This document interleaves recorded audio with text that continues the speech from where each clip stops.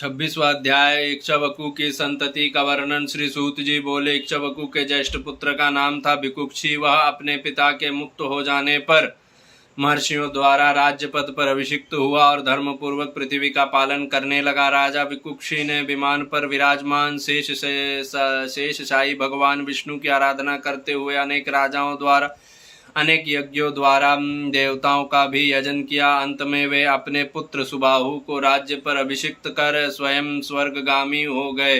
अब तेजस्वी राजा सुबाहु के पुत्र उद्धोत का योगासन यशोगान किया जाता है। यह उद्धतों ने शांतो द्वीपों वाली पृथ्वी का धर्म पूर्वक पालन किया। उन्होंने अपने पिता महाराजा इक्ष्वाकु की भांति भगवान नारायण में पराभक्ति करके प्रचुर दक्षिणा वाले यज्ञों द्वारा यज्ञपति विष्णु का निष्काम भाव से यजन किया तथा नित्य निरंजन निर्विकल्प अमृत अक्षर परम ज्योतिर्मय परमात्मा रूप का चिंतन करते हुए श्री विष्णु एवं अनंत की आराधना करके वे परम धाम को प्राप्त हुए। उनके पुत्र युवानश्व हुए। युवानश्व के पुत्र मानधाता स्वभाव से ही भगवान विष्णु के भक्त थे। महर्षियों ने जब उनका राज्याभिषेक कर दिया तब शेषशायी भगवान विष्णु की भक्ति पूर्वक आराधना तथा विविध यज्ञों द्वारा यजन करते हुए उन्होंने सातों द्वीपों से युक्त पृथ्वी का पालन किया और अंत में उनका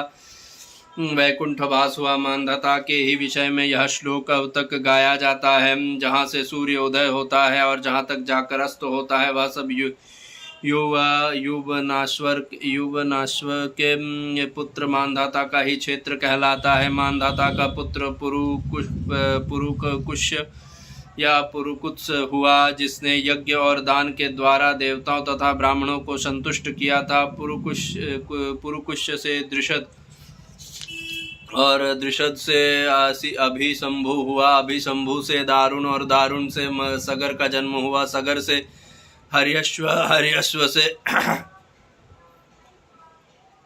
हारित, हारित से रोहिताश्व, रोहिताश्व से अंशुमन, अंशुमन से अंशुमान और अंशुमान से भगीरथ हुए, जो पूर्व काल में बहुत बड़ी तपस्या करके समस्त पापों का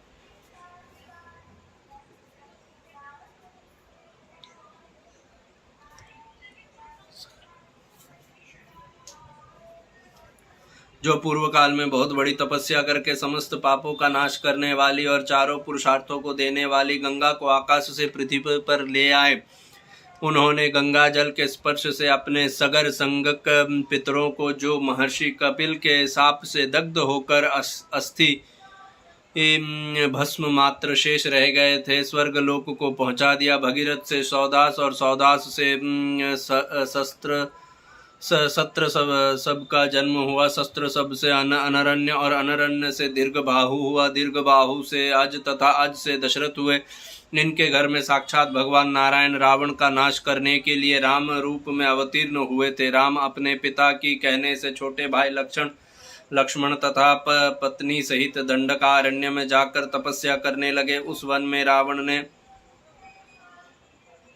इनकी पत्नी सीता का अपहरण कर लिया। इससे दुखी होकर वे अपनी भाई लक्ष्मण को साथ लेकर अनेक करोड़ वानर सेना के अधिपति सुग्रीव को सहायक बनाकर चले और महासागर में पुल बांधकर उन सब के साथ लंका में जा पहुँचे। वहाँ देवताओं के मार्ग का कांटा बने हुए रावण को उसके बंधु बांधवों सहित मारकर सीता को साथ ले पुनः अयोध्या में लौट आए। अयोध्या में भरत जी ने उनका राजा के पद पर अभिषेक किया।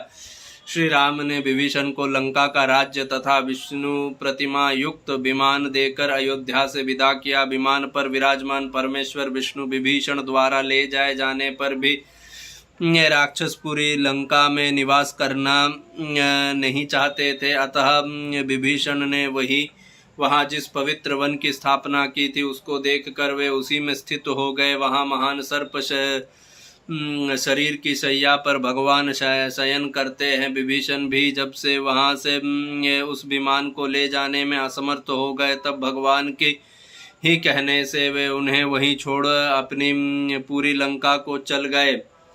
भगवान नारायण की उपस्थिति से वह स्थान महान वैष्णव तीर्थ हो गया, जो आज भी श्री रंग क्षेत्र के नाम से प्रसिद्ध देखा जाता है। राम से लब, लब से पद्म, पद्म से ऋतुपर्ण से अस्त्रपाणी से शुद्धोदन और शुद्धोदन से बुध की उत्पत्ति हुई। बुध से इस वंश की समाप्ति हो जाती है। मैंने यहाँ आपके समक्ष पूर्ववर्ती उन प्रधान महाबली सूर्यवंशी राजाओं का नामोल्लेख किया है, जिन्होंने धर्म पूर्वक पृथ्वी का पालन और यज्ञ क्रियाओं द्वारा देवताओं का भी पोषण किया था। इति श्री नरसिंह पुराणे सूर्यवंशान चरितम नाम 16 अध्याय।